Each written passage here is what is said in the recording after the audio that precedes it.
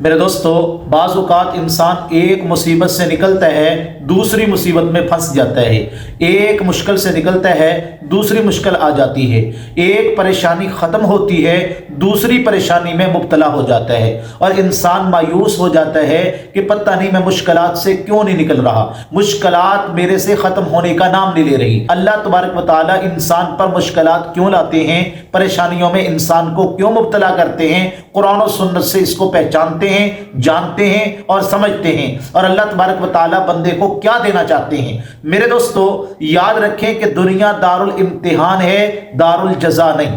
دنیا امتحان گاہ ہے، یہ آزمائش کی جگہ ہے۔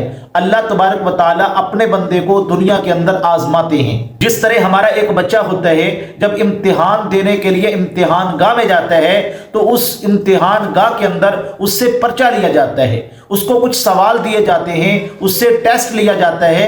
اگر وہ ٹیسٹ کے اندر پاس ہو جائے تو اسے کامیاب کر دیا جاتا ہے۔ تو اسی طرح میرے دوستو، ہم دنیا کے اندر آئے ہیں، اللہ نے ہمیں دنیا کے اندر اس لیے بھیجا ہے، اللہ تبارک و تعالیٰ ہمارا ٹیسٹ لینا چاہتے ہیں، اللہ ہمیں آزماتے ہیں، مشکلات کے اندر مبتلا کر کے، آزمائشوں میں مبتلا کر کے، مصیبتوں میں مبتلا کر کے، بیماریوں میں مبتلا کر کے، کہ میرا بندہ ان بیماریوں کے اندر رہتے ہوئے کہیں میرا گلہ تو نہیں کر رہا۔ قرآن مجید کے اندر اللہ فرماتے ہیں وَلَنَبْلُوَنَّكُمْ بِشَيْءٍ مِّنَ الْخَوْفِ وَالْجُوعِ وَنَقْصٍ مِّنَ الْأَمْوَالِ وَالْأَنفُسِ وَالثَّمَرَاتِ، کہ میرے بندو، ہم تمہیں ضرور بھی ضرور آزمائیں گے۔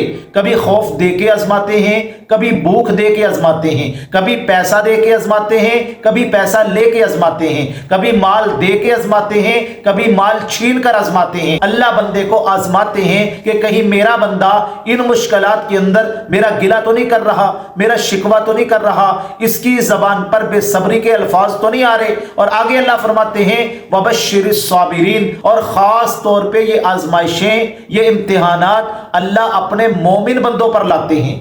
جن بندوں سے اللہ کو زیادہ پیار ہوتا ہے، جو مومن بندے ہوتے ہیں، ان کو اللہ آزماتے ہیں۔ آپ اس پہ غور کریں کہ اللہ تبارک و تعالیٰ کے سب سے زیادہ برگزیدہ بندے انبیاء علیہ السلام کی جماعت ہے۔ تو یہ امتحانات، یہ آزمائشیں انبیاء علیہ السلام پر بھی آئی ہیں۔ حضرت ابراہیم علیہ السلام اللہ کے خلیل اللہ نبی ہیں۔ آپ ان کو دیکھیں، ان کے واقعات کو پڑھ کے دیکھیں کہ جب ان کو آگ میں ڈالا جانے لگا تو فرشتوں نے جب یہ منظر دیکھا تو فرشتے جو ہیں وہ اللہ تبارک و تعالیٰ کے سامنے پکار اٹھے، یا اللہ، یہ تیرا وہ خلیل ہے جس نے تیری توحید کی خاطر اپنے گھر کو چھوڑا، اپنے وطن کو چھوڑا، اپنے مال کو چھوڑا، اپنی اولاد تک قربان کر دی، آج اس کو آگ میں ڈالا جا رہا ہے، اللہ ہمیں حکم دے ہم اس آگ کو بجھا دیں۔ اللہ نے فرمایا جاؤ فرشتوں، اگر میرا خلیل تم سے مدد حاصل کرتا ہے تو جا کے کر دو۔ تو جب یہ فرشتے آئے تو حضرت ابراہیم علیہ السلام نے کیا فرمایا؟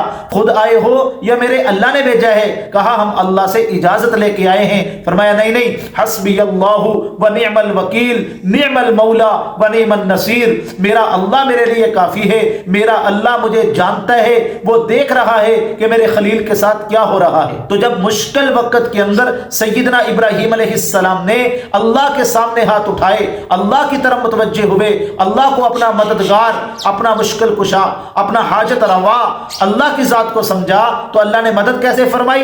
فرمایا قلنا یا نار کونی بردا وسلاما علی ابراہیم۔ اب اللہ نے ڈائریکٹ آپ کو حکم دیا کہ خبردار، میرے خلیل اللہ کے ایک وال کو بھی جلایا۔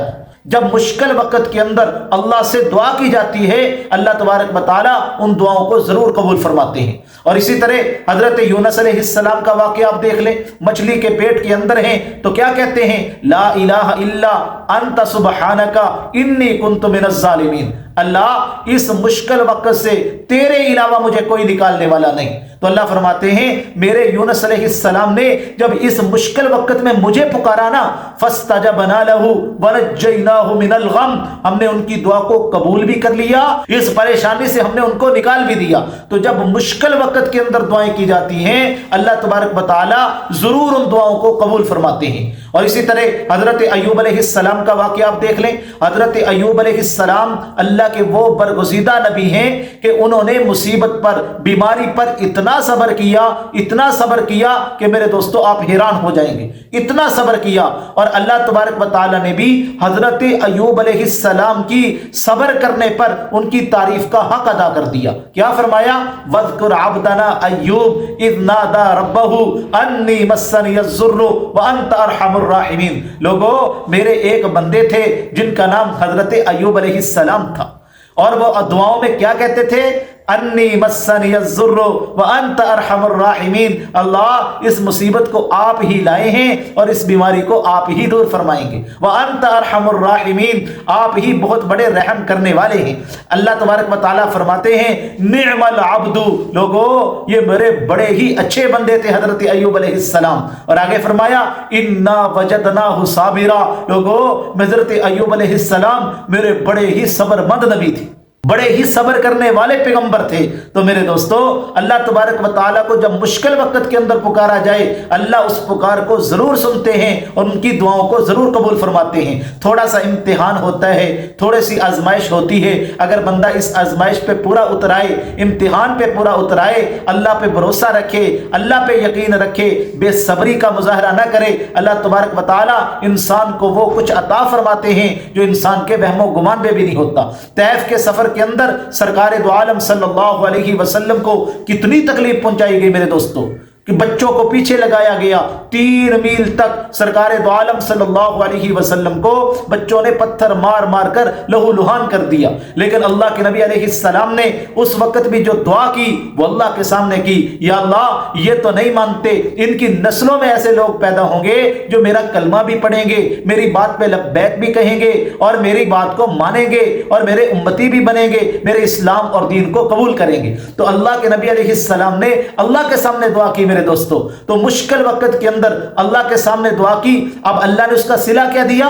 ادھر طیف کا سفر ختم ہوتا ہے، اسی سال معراج پر بلا لیتے ہیں، اپنا دیدار کرواتے ہیں، راز و نیاز کی باتیں کرتے ہیں، جنت کی سیر کراتے ہیں۔ یہ اللہ تبارک و تعالیٰ نے میرے محبوب کو صلہ عطا فرمایا۔ اور اللہ کیا فرماتے ہیں؟ فرمایا میرے محبوب فاصبر فإنک بأعیننا، یہ جو جتنی آپ کو تکلیفیں پہنچاتے ہیں نا مکہ والے، آپ کو پریشان کرتے ہیں، میرے محبوب ہمت نہیں ہارنی، بے صبری کا مظاہرہ نہیں کرنا، صبر کرنا ہے۔ فإنک بأعیننا، میرے محبوب آپ ہماری آنکھوں کے سامنے ہیں۔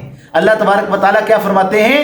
آپ کا رب آپ کو دیکھ رہا ہے، آپ تو ہماری آنکھوں کے سامنے ہیں۔ روایات کے اندر آتا ہے جب قرآن مجید کی یہ آیت مبارکہ اتری نا، اللہ کے نبی علیہ السلام کی خوشی کی وجہ سے بے خودی سی طبیعت ہو گئی، اتنے اللہ کے نبی خوش ہوئے۔ اما عائشہ صدیقہ رضی اللہ تعالیٰ عنہا فرماتی ہیں کہ میں نے اللہ کے نبی صلی اللہ علیہ وسلم کے ہاتھ مبارک کا بوسہ لیا اور میں نے کہا یا رسول اللہ، آپ کے رب آپ سے کتنی محبت فرماتے ہیں۔ تو اس لیے میرے دوستو، جب مشکلات آ جائیں تو صرف اللہ کے سامنے جھکیں، نماز پڑھیں، تہجد کا اہتمام کریں، دعاؤں کا اہتمام کریں، اللہ کے سامنے گڑ گڑائیں۔ اللہ ہی مشکلات لاتے ہیں اور اللہ ہی مشکلات کو دور فرماتے ہیں۔